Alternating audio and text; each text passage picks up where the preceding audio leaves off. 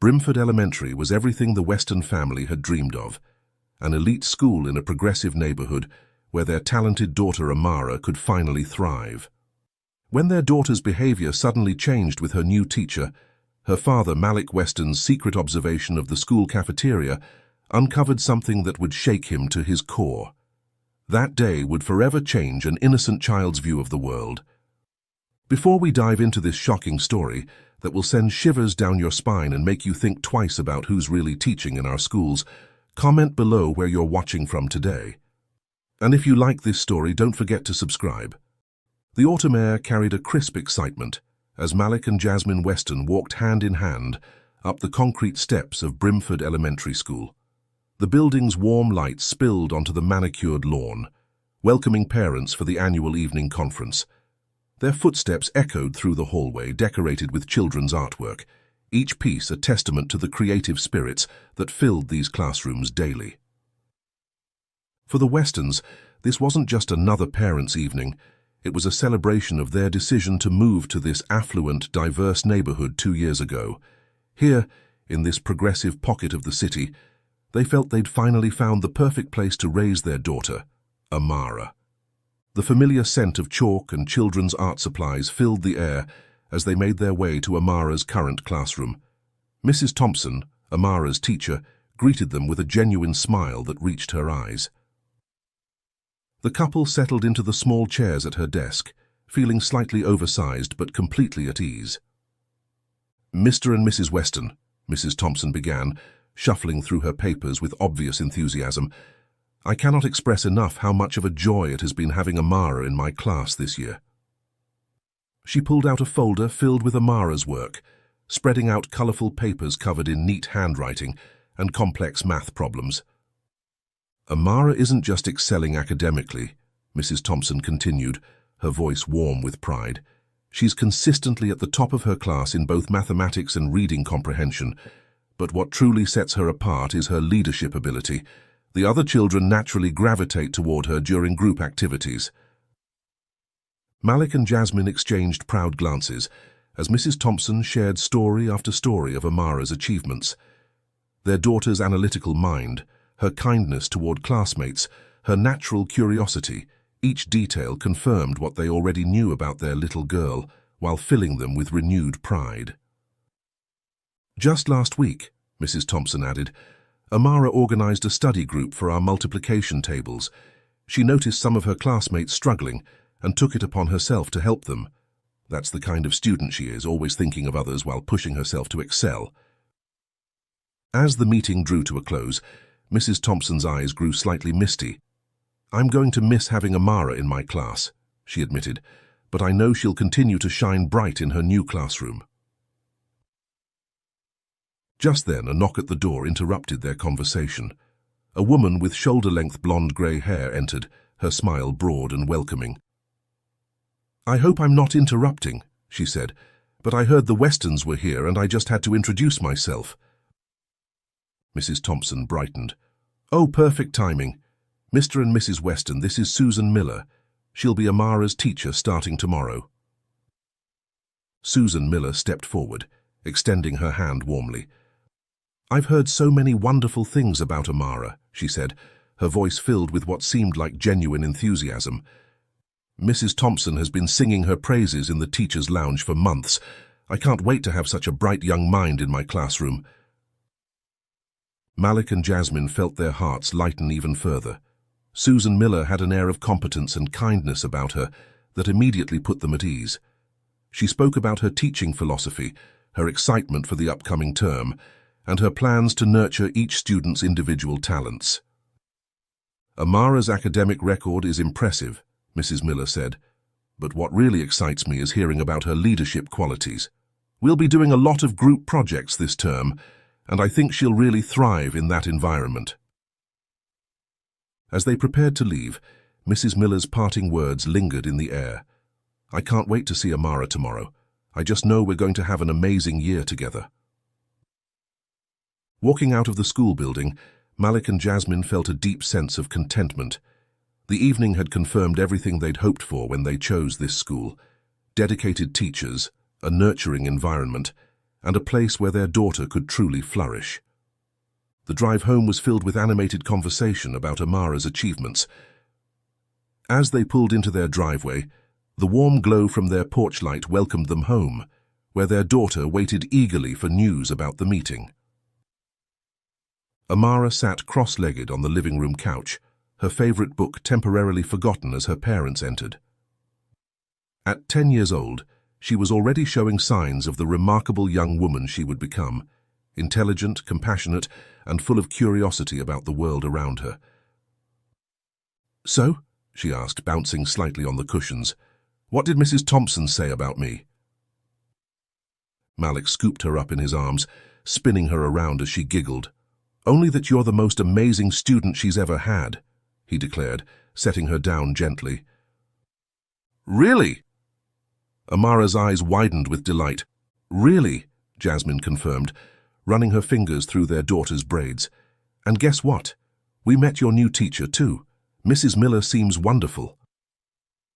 The family moved to Amara's room, where they spent the evening together. Amara showed them her latest art projects and the book report she'd been working on. Her room was a testament to her personality. Walls lined with bookshelves, a desk covered in science projects, and a collection of awards from various academic competitions. "I can't wait to start in Mrs. Miller's class tomorrow," Amara said, sitting on her bed clutching her favorite stuffed elephant. "Jenny told me they do lots of cool science experiments, and they're starting a new book next week that's supposed to be really good." As bedtime approached, Malik and Jasmine tucked their daughter in, their hearts full of pride and hope for her future. After kissing her goodnight, they retired to their own room, where they could finally discuss the evening in private. "Remember when we first moved here?" Jasmine asked, settling onto their bed. "How worried we were about making the right choice." Malik nodded, his expression growing serious for a moment. After what happened at her old school, he trailed off, remembering the bullying incident that had prompted their move. The memory of Amara coming home in tears, targeted because of her race, still made his blood boil. "But look at her now," Jasmine said quickly, reaching for his hand. "She's thriving here. The school is everything we hoped for. Diverse, welcoming, challenging, and did you see how many other children of color were represented in the artwork on the walls?" "You're right," Malik agreed, his tension easing. "This place is different, better. We made the right choice moving here, even if it meant taking on a bigger mortgage and longer commutes to work. Seeing her so happy and successful, it makes everything worth it." They talked late into the night about their daughter's future, about the opportunities that seemed to be opening up before her, and about their gratitude for finding this welcoming community. Neither of them could have imagined that their sense of security was about to be shattered in the most horrifying way possible. Monday morning arrived with the kind of golden sunshine that seemed to promise good things ahead. Amara was up early, her school uniform pressed and perfect, her backpack packed and ready by the door. She practically bounced through breakfast, barely able to contain her excitement about starting in Mrs. Miller's class. "Did you remember to pack your homework folder?" Jasmine asked, though she already knew the answer. Amara was nothing if not organized. "Yes, Mom," Amara replied, patting her backpack, "and my math workbook for study group, and the permission slip for the science museum trip next week." Malik watched his daughter from over his coffee cup, his heart swelling with pride. She was so ready for this new challenge, so eager to learn and grow. It amazed him sometimes how much of a perfect blend she was of both him and Jasmine, his analytical mind combined with her mother's artistic soul. The familiar rumble of the approaching school bus drew them all to the front door. Amara hugged both her parents tightly, her backpack already secured over her shoulders. "Have a great first day, Princess," Malik said, straightening her collar one last time. "Show them how brilliant you are," Jasmine added, pressing a quick kiss to her forehead. They watched as Amara bounded down the driveway, her braids bouncing with each step. She climbed aboard the bus, immediately spotting her friend Jenny and waving enthusiastically to her parents through the window. As the bus pulled away, Malik and Jasmine stood arm in arm, watching until it disappeared around the corner. "Remember when we first moved here?" Malik asked, leading Jasmine back inside. "How nervous we were about everything." Jasmine nodded, settling onto their porch swing. They'd both taken the day off work, wanting to be fully present for Amara's first day in her new class. "It was such a leap of faith," she replied, "leaving our old neighborhood, taking on the bigger mortgage." "But look at us now," Malik said, his voice filled with satisfaction. "In a safe neighborhood with good schools, where Amara can just be herself without worrying about—" He trailed off, not wanting to revisit the painful memories of their old neighborhood. "Without worrying about the things we had to worry about growing up," Jasmine finished for him. She squeezed his hand, understanding the unspoken words. They'd both faced their share of discrimination and prejudice in their lives, but here, in this progressive, diverse community, they finally felt like they could breathe easier. The morning stretched out before them, peaceful and promising. They spent it doing small projects around the house and talking about their hopes for Amara's future. Neither of them could have imagined that in just a few hours their world would be turned upside down, and their faith in their chosen community would be shattered in the most horrifying way possible. The afternoon sun cast long shadows across the Westons' backyard as Malik fired up the grill. He'd decided to make Amara's favorite, grilled chicken with honey glaze, to celebrate her first day in the new class. Jasmine lounged nearby in a garden chair, working on her laptop, but mostly enjoying the warm weather and peaceful atmosphere. "What time does the bus usually get here?" Malik asked, checking his watch. "Any minute now," Jasmine replied, closing her laptop. "You know how precise Mrs. Rodriguez is with her route." Sure enough, they soon heard the familiar sound of the school bus stopping at the corner of their street. They could hear children's voices and laughter floating on the breeze, the normal sounds of another school day ending. Jasmine sat up straighter in her chair, setting aside her work completely. "There comes our little princess," she called out cheerfully, as Amara's figure appeared at the end of the driveway. "Tell us how your day was, honey." But something was wrong. Instead of running to the backyard as she usually did, bursting with stories about her day, Amara walked straight past the garden gate. Her head was down, her shoulders hunched, a posture so unlike their normally confident daughter that both parents felt an immediate stab of concern. The sound of the front door closing, followed by Amara's footsteps heading directly to her room, broke the stunned silence that had fallen over the backyard. Malik and Jasmine exchanged worried glances. "That's not like her at all," Malik said, already moving to turn off the grill. "Maybe she's just overwhelmed," Jasmine suggested, but her voice carried a note of uncertainty. "First days can be stressful, even for kids who are usually confident."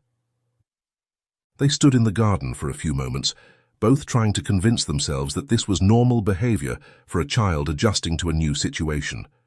But deep down, they knew better. This wasn't their Amara, their bright, talkative, enthusiastic daughter, who normally couldn't wait to share every detail of her day. "Should we check on her?" Malik asked, though it was clear from his tone that he'd already decided to do so. "Let's give her a few minutes," Jasmine advised, placing a gentle hand on his arm. "If something did happen, she might need some time to process it first." But as they waited in the garden, trying to carry on with their original plans while stealing worried glances at Amara's window, both parents felt an increasing sense of unease. Something had changed their daughter during her first day in Mrs. Miller's class, and neither of them could shake the feeling that it was something serious. After what felt like an eternity, but was probably only about 15 minutes, Malik and Jasmine couldn't wait any longer. They made their way to Amara's room, their footsteps heavy with concern. Malik knocked gently on the door. "Amara, princess, can we come in?" There was a moment of silence, then a quiet, "Okay." They entered to find Amara lying on her bed, facing away from the door, clutching her favorite stuffed elephant, something she hadn't done since she was much younger. The sight made their hearts ache. Their daughter only reverted to seeking comfort from her old toys when something was seriously wrong. Jasmine sat carefully on the edge of the bed, while Malik pulled up Amara's desk chair. "Sweetheart," Jasmine began gently, "did something happen at school today?" Amara's shoulders tensed visibly, but she didn't turn around. "It was just stressful," she mumbled into her pillow. Malik leaned forward, his elbows on his knees. "What kind of stress, Princess? You can tell us anything, you know that, right?" Finally, Amara rolled over to face them, and they could see the tear tracks on her cheeks. The sight made Malik's stomach clench. Their daughter wasn't one to cry easily. She was usually the one comforting other kids when they were upset. Amara started, then stopped, biting her lip. "I just want to be alone for a little while, please." Jasmine stroked her daughter's hair, noting how Amara seemed to flinch slightly at the touch. "Are you sure you don't want to talk about it? Sometimes sharing what's bothering us can make it feel better." But Amara just shook her head, turning away again. "Not right now. Maybe later." Malik and Jasmine shared a concerned look. This wasn't like their daughter at all. Amara had always been open with them, sharing everything from playground disputes to academic challenges. This withdrawal, this reluctance to communicate, it was completely out of character. "Okay, sweetheart," Jasmine said finally, standing up. "We'll give you some space, but we're here whenever you want to talk, all right?" As they left the room, closing the door softly behind them, Malik felt a familiar knot forming in his stomach. The same feeling he'd had years ago when Amara was being bullied at her old school. But this was supposed to be different. This was Brimford Elementary in their safe, progressive neighborhood. This was supposed to be better. In the hallway, Jasmine touched his arm. "She's probably just overwhelmed," she whispered, trying to sound convincing. "New teacher, new classmates, new expectations. It's a lot for a child to handle." But Malik couldn't shake the feeling that there was something more sinister at play. He'd seen that look in his daughter's eyes before, and it wasn't the look of a child struggling with normal school stress. It was the look of someone who had encountered something they weren't prepared to handle, something that had shaken their faith in the world around them. The evening progressed with an unusual tension hanging in the air. Malik had finished grilling the chicken, though his earlier enthusiasm for the celebratory meal had dampened considerably. Jasmine set the table, trying to maintain a sense of normalcy despite their growing concerns. To their surprise, just as they were about to call her, Amara emerged from her room and made her way to the dinner table. She sat down quietly, her eyes fixed on her plate, none of her usual chatter about wanting to help set the table or serve the food. "Are you feeling a bit better, Princess?" Malik asked, trying to keep his tone light as he served her a piece of the honey-glazed chicken, usually her favorite. Amara nodded vaguely but didn't elaborate. As they began eating, both parents noticed something unusual about their daughter's behavior. She was eating with an intensity they'd never seen before, almost as if she hadn't eaten all day. The chicken disappeared from her plate at an alarming rate, and she immediately reached for seconds, then thirds. "Wow, you must have worked up quite an appetite today," Malik said, trying to inject some humor into the situation. "You're eating like you're starving, kiddo." But instead of smiling at her father's gentle teasing as she normally would, Amara just continued eating mechanically, her face expressionless. Her fork moved from plate to mouth with an almost robotic regularity, her eyes never leaving her food. Jasmine attempted to spark conversation, asking about her new classroom, her desk placement, her new classmates, all the usual first-day topics that would normally have Amara chattering excitedly. But each question was met with one-word answers or vague mumbles. "Did you get to do any fun activities with Mrs. Miller today?" Jasmine tried again. At the mention of Mrs. Miller's name, Amara's fork clattered against her plate. For a brief moment, her composure cracked, and both parents caught a glimpse of something that looked like fear in their daughter's eyes. But before either could comment, she had gathered herself again. "May I be excused?" Amara asked quietly, her plate clean for the third time. "I'm really tired." "Of course, sweetheart," Jasmine responded, exchanging another worried glance with Malik. "Do you want me to come tuck you in?" "No, thank you," Amara replied, already pushing back her chair. I can do it myself." They watched as their daughter walked away, her shoulders still hunched, her usual bouncing step replaced by a slower, more hesitant gait. As soon as they heard her bedroom door close, Malik turned to Jasmine. "Something's wrong," he said firmly. "This isn't normal first-day jitters. You saw how she reacted when you mentioned Mrs. Miller's name." Jasmine began clearing the plates, her movements betraying her anxiety. "Maybe we're reading too much into this," she suggested, though her voice lacked conviction. "You know how Amara is. She puts so much pressure on herself to be perfect. Maybe she's just worried about living up to Mrs. Miller's expectations after all the praise she got from Mrs. Thompson." "No," Malik shook his head, his jaw set. "This is different. Did you see how she was eating, like she hadn't seen food all day, and that look in her eyes?" He trailed off, remembering the flash of fear he'd glimpsed. "What are you thinking?" Jasmine asked, setting down the plates and turning to face her husband. "I'm thinking about what happened at her old school," Malik said quietly. "How long it took her to tell us about the bullying. How she tried to handle it all by herself until it got too much to bear." "But this is Brimford," Jasmine protested. "We chose this neighborhood, this school, specifically because it's different. Mrs. Miller seemed so kind at the meeting yesterday." "Sometimes people aren't what they seem," Malik responded, his voice heavy with past experience. "And sometimes the worst things happen in the places where you least expect them." They spent the rest of the evening in troubled conversation, their voices low to avoid disturbing Amara. When they finally went to check on her before heading to bed themselves, they found her already asleep, still clutching her stuffed elephant, her face troubled even in slumber. That night, Malik lay awake long after Jasmine had fallen asleep. His mind kept replaying every detail of the evening: Amara's unusual behavior, her ravenous appetite, the fear in her eyes at the mention of Mrs. Miller's name. Something wasn't adding up, and the familiar protective instinct that had served him well in the past was screaming at him to act. He thought back to their old neighborhood, to how long it had taken them to realize what Amara was going through. By the time they discovered the extent of the bullying, their daughter had already suffered in silence for months. He'd promised himself then that he would never let her down like that again.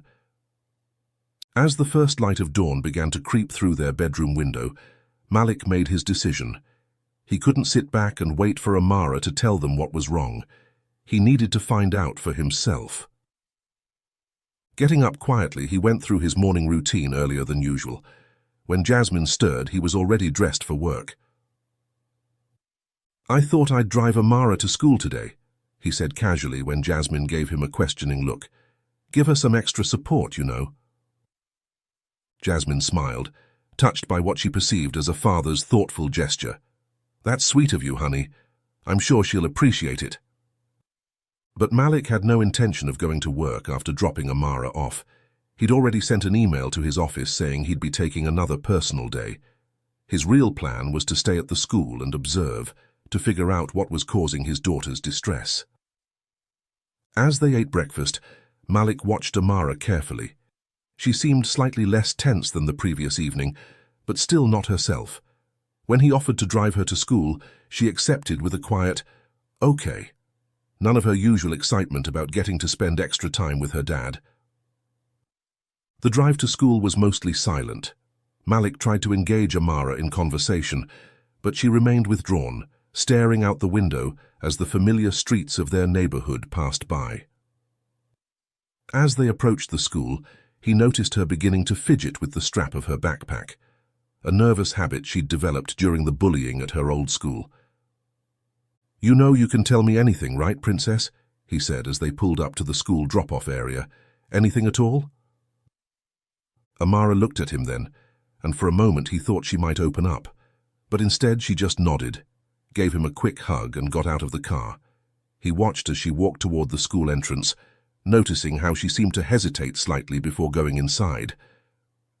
Instead of pulling away from the curb, Malik waited until most of the other parents had left, then found a parking spot with a clear view of both the playground and the cafeteria windows. He sent a quick text to Jasmine saying he'd made it to work safely, then settled in for what he hoped would be an uneventful day of observation. Little did he know that in just a few hours he would uncover something far more disturbing than anything he could have imagined. From his vantage point in the parking lot, Malik had a clear view of the school's main areas. He'd positioned his car carefully, close enough to see clearly, but far enough away to avoid drawing attention. As a parent, his presence wouldn't raise immediate suspicion, but he still needed to be careful. The morning passed slowly. Through the large windows, he could occasionally catch glimpses of students moving between classrooms. During the first recess, he watched intently as children poured onto the playground. His heart lifted slightly when he spotted Amara with a small group of friends, apparently engaged in their usual games. She was smiling, laughing even, as she played jump rope with two other girls. To any casual observer, she would have appeared perfectly normal, just another happy child enjoying recess with her friends. But Malik noticed the subtle signs that others might miss. How her laughter seemed to fade too quickly, how her eyes kept darting toward the school building, how she stayed closer to the playground's edges rather than joining the larger groups in the center, as she usually did. Still, there was no obvious sign of bullying or mistreatment. No other students were avoiding her or treating her unkindly. If anything, her classmates seemed to seek out her company, just as Mrs. Thompson had described during the parent-teacher conference. As the morning wore on, Malik found himself growing increasingly puzzled. He'd expected to see something, some interaction or incident that would explain Amara's behavior the previous evening. But everything appeared normal on the surface. Too normal, perhaps. He checked his phone, responding to a few work emails to maintain the illusion that he was at the office. Jasmine had sent a text asking how his day was going, and he felt a twinge of guilt as he replied with a vague, "All good here."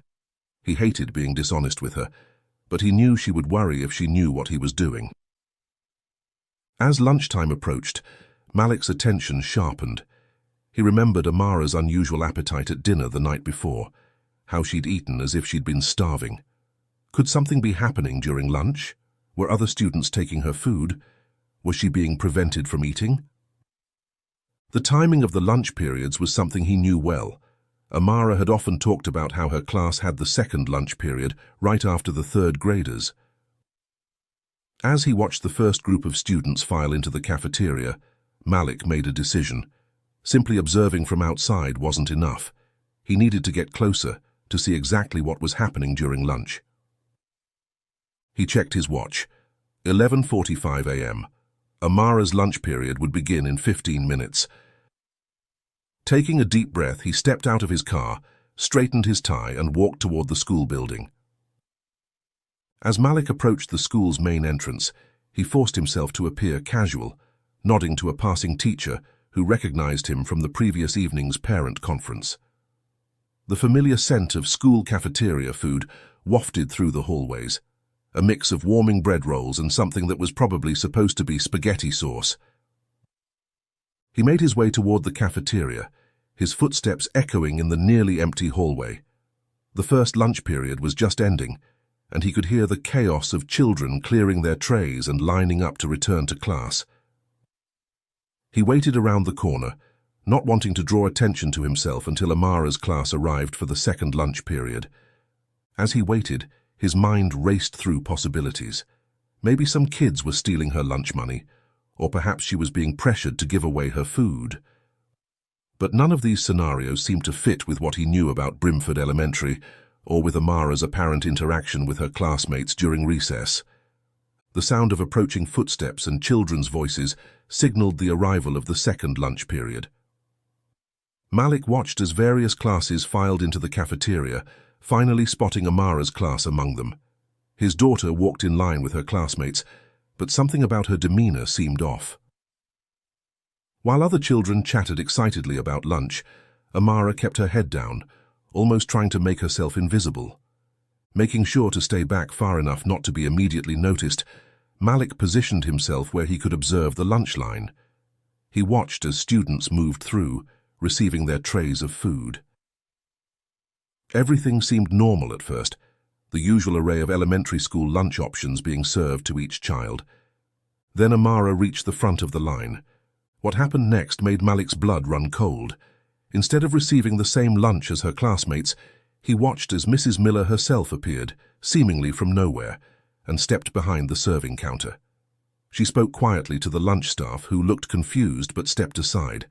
Then, with what appeared to be a smile that didn't reach her eyes, she personally served something onto Amara's tray, something that looked nothing like what the other children were receiving. Just as mysteriously as she had appeared, Mrs. Miller vanished again, leaving the regular cafeteria staff to resume their duties. Malik frowned, his unease growing. Why would a teacher suddenly appear just to serve food to one specific student? And why his daughter? Unable to contain himself any longer, Malik moved closer to the cafeteria entrance. From his new vantage point, he could see Amara sitting alone at a table near the back of the room.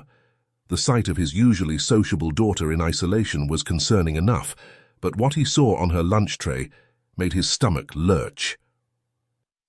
There, in the center of the tray, was what appeared to be a fried frog. Not a French fried potato, not a chicken nugget, but an actual frog, its legs splayed out grotesquely on the plastic tray. Malik felt his hands begin to shake with a mixture of rage and disbelief. He watched as his daughter sat there, head bowed, not touching the revolting meal before her. Around her, other students ate their normal lunches, plates of spaghetti, salads, and sandwiches. The contrast was stark and deliberate. Unable to stand by any longer, Malik strode into the cafeteria. "Amara," he called out, his voice trembling slightly with controlled anger. His daughter's head snapped up at the sound of his voice. For a moment she looked terrified, not of him, but of being discovered in this situation. Then, as recognition set in, her face crumpled.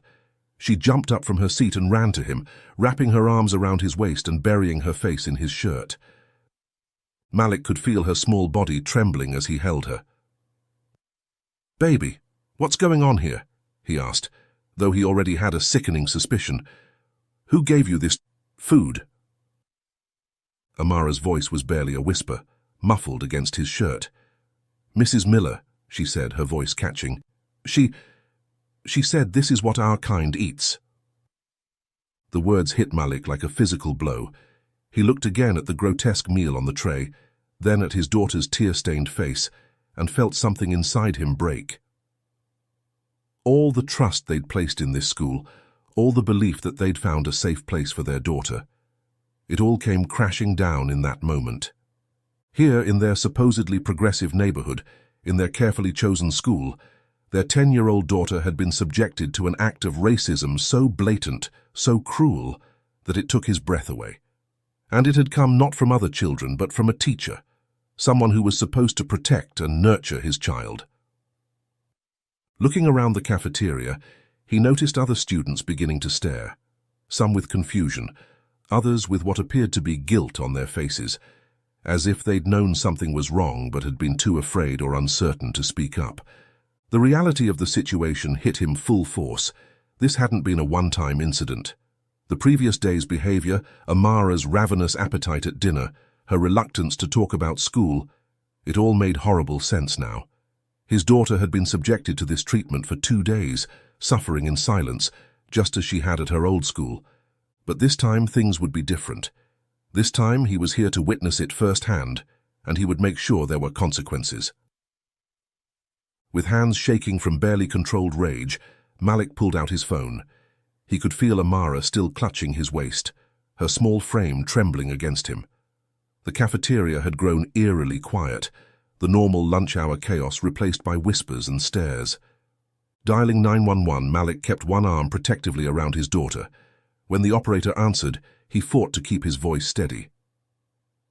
"I need to report a hate crime at Brimford Elementary School," he said, his voice carrying in the quiet cafeteria. "A teacher is deliberately serving my black daughter inedible food and making racist comments. I need officers here immediately." The operator's voice was professional and calm. "Officers are being dispatched to your location, sir. Please stay where you are. They should arrive within minutes." After ending the call, Malik knelt down to Amara's level, looking into her eyes. "Princess, I need you to come with me, okay? We're going to wait in the car until the police arrive." Amara nodded, wiping tears from her cheeks. As they turned to leave the cafeteria, Malik noticed several students had pulled out their phones, presumably recording the scene. Good, he thought. Let there be evidence.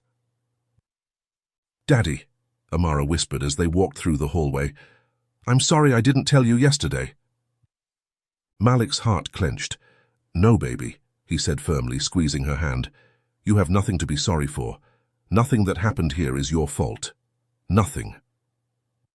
As they reached his car in the parking lot, Malik helped Amara into the passenger seat. He could see she was still shaking, so he grabbed the emergency blanket from his trunk and wrapped it around her shoulders. Stay here, Princess, he said, making sure she was secure. I need to go back inside and talk to some people, but I promise I'll be where you can see me through the windows the whole time, okay? Amara nodded, clutching the blanket around herself. Are they going to make Mrs. Miller leave? She asked in a small voice. Yes, Malik answered firmly.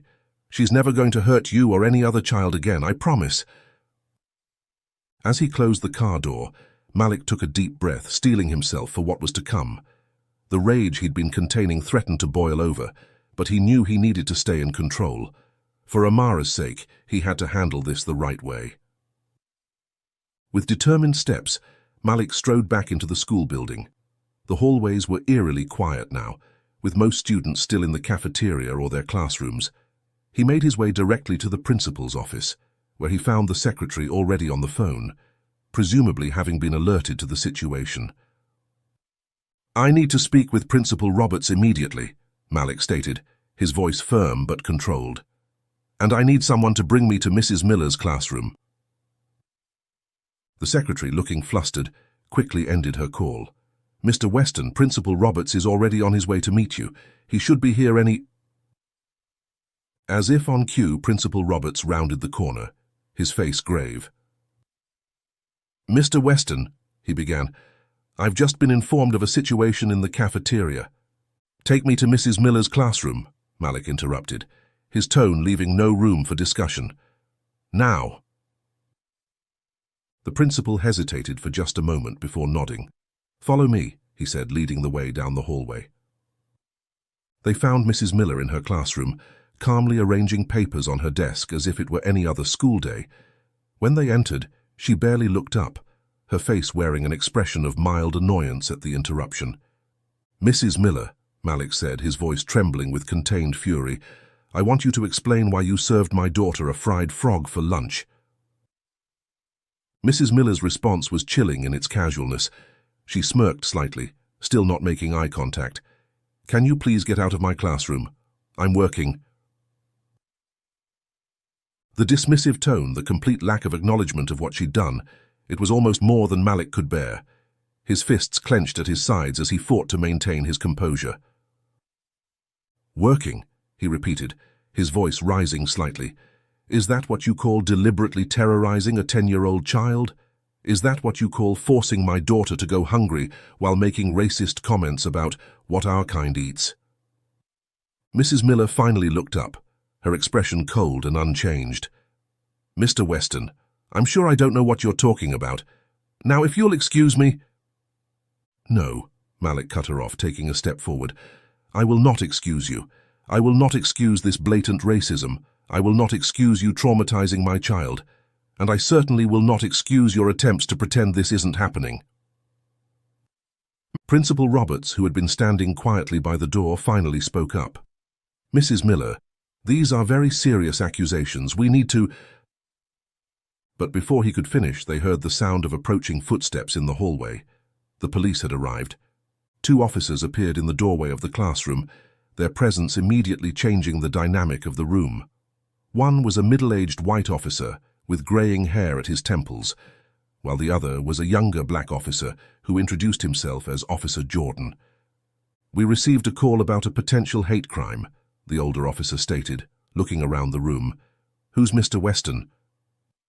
That's me, Malik stepped forward, struggling to keep his voice steady. I'm the one who called about my daughter, Amara. The older officer pulled out a notepad. Can you explain what happened? Malik began recounting the events, from Amara's unusual behavior the previous evening to his discovery in the cafeteria. As he spoke, he noticed Mrs. Miller's smirk growing slightly, especially when the older officer's expression showed hints of skepticism. "So you're saying this teacher deliberately served your daughter a fried frog?" the older officer asked, his tone suggesting disbelief. "And made racist comments about it?" "That's exactly what I'm saying," Malik insisted, his frustration growing. "My daughter is sitting in my car right now, traumatized, after being subjected to this woman's racism for 2 days. The older officer turned to Mrs. Miller. "Ma'am, what's your response to these allegations?" Mrs. Miller's face transformed into a mask of innocent concern. "This is completely ridiculous," she said, her voice dripping with false sincerity. "I would never do something like that. Mr. Weston is clearly overreacting to what was probably a simple misunderstanding." Malik felt his heart rate spike at her casual dismissal of the situation. He could see the older officer already beginning to nod, along with Mrs. Miller's version of events, and for a moment he felt the same helpless rage he'd experienced so many times before when facing systemic racism.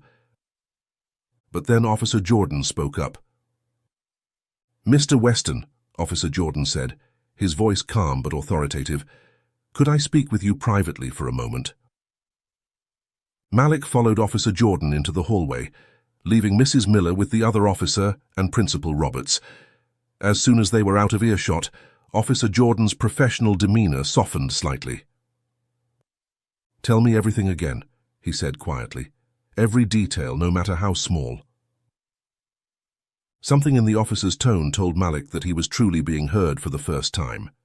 He recounted everything again: Amara's behavior changes, his surveillance, and the horrifying discovery in the cafeteria. "You said there's still evidence in the cafeteria?" Officer Jordan asked. "Yes," Malik replied. "The tray should still be there, and there were students recording on their phones."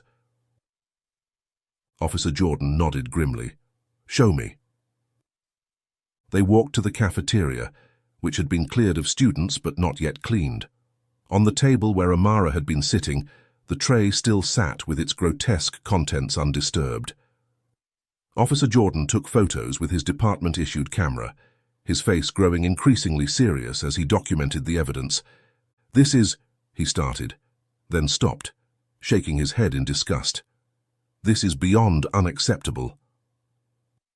He radioed his partner to join them in the cafeteria. When the older officer arrived and saw the evidence for himself, his earlier skepticism began to fade. The reality of what they were dealing with couldn't be denied when faced with such concrete proof. "There's more," Officer Jordan said, addressing his partner. "We need to interview the cafeteria staff and get access to any security footage, and we need statements from students who witnessed this." The older officer nodded, his professional training taking over now that there was clear evidence of wrongdoing. Together they returned to Mrs. Miller's classroom, where her smug demeanor began to crack as she realized the tide had turned. "Susan Miller," Officer Jordan announced, "you're under arrest for committing a hate crime. You have the right to remain silent." As Mrs. Miller was led away in handcuffs, her previous composure completely shattered. She began protesting loudly, her true nature finally showing through the facade of professional respectability she'd hidden behind. Malik watched as she was escorted out of the building, feeling a complex mix of emotions: relief that she was being held accountable, rage at what she'd done to his daughter, and deep sadness that such hatred could exist in a place where children should feel safe. The drive home was silent, with Amara still wrapped in the emergency blanket in the passenger seat. Malik had called Jasmine from the school, and she was already waiting in the driveway when they arrived, her face etched with worry and anger. As soon as Amara saw her mother, she ran into her arms, finally letting out all the tears she'd been holding back. Jasmine held her tightly, looking over their daughter's head at Malik with questions in her eyes. Once inside, they sat together in the living room, as Malik explained everything: his surveillance, the discovery, and Mrs. Miller's arrest. With each detail, Jasmine's expression shifted between horror, anger, and profound sadness. "Why didn't you tell us yesterday, baby?" Jasmine asked gently, stroking Amara's hair. I thought maybe I deserved it," Amara whispered, causing both parents' hearts to break. Mrs. Miller said that's what people like us eat, and I thought maybe I was being too sensitive, like at the old school. No, Princess, Malik said firmly, kneeling in front of his daughter. You never deserved this. What Mrs. Miller did was wrong, completely, totally wrong, and it says nothing about you and everything about her. Jasmine pulled Amara closer. You are perfect exactly as you are, she said, her voice thick with emotion, and you never have to accept anyone treating you like you're less than the amazing person you are. Malik felt a deep guilt weighing on him. I'm sorry we didn't realize sooner, he said. I'm sorry you had to go through this at all. Later that night, after Amara had finally fallen asleep, Malik and Jasmine sat in their kitchen, cups of untouched coffee growing cold between them. The events of the day felt surreal, like a nightmare they couldn't quite shake off. I can't believe this happened here, Jasmine said, her voice hollow. We thought we'd found somewhere safe, somewhere better. Malik reached across the table to take her hand. We did what we thought was best, he said softly. We couldn't have known. But that's just it, isn't it? Jasmine replied, tears forming in her eyes. We can never really know. We can move to the best neighborhood, choose the best school, do everything right and still have to face the reality that racism can exist anywhere, Malik finished, even in places that claim to be progressive and inclusive. They sat in silence for a moment, both lost in their thoughts. Finally, Jasmine spoke again, her voice stronger. What do we do now? We fight, Malik said firmly. We make sure Mrs. Miller faces consequences for what she did. We make sure the school implements real changes to prevent this from happening to any other child. And most importantly, we help Amara heal from this. And we stay, Jasmine added. We don't let them drive us away. We show Amara that we can face this together, that we don't have to run. Malik nodded, squeezing her hand. We show her that she's stronger than their hatred and that she'll always have us in her corner. As they sat there in their kitchen, holding hands across the table, they knew that the road ahead wouldn't be easy. There would be legal battles, difficult conversations, and the long process of helping their daughter rebuild her sense of security and self-worth. But they also knew that they would face it together, as a family. They would turn this horrible experience into a lesson about standing up for what's right, about not letting hatred win, and about the importance of speaking out against injustice. Most importantly, they would make sure Amara knew that she was loved, valued, and worthy of respect, not despite who she was, but because of who she was. And they would continue to fight for a world where no child would have to face what she had faced, where the promise of safety and equality wasn't just a facade hiding deeper prejudices.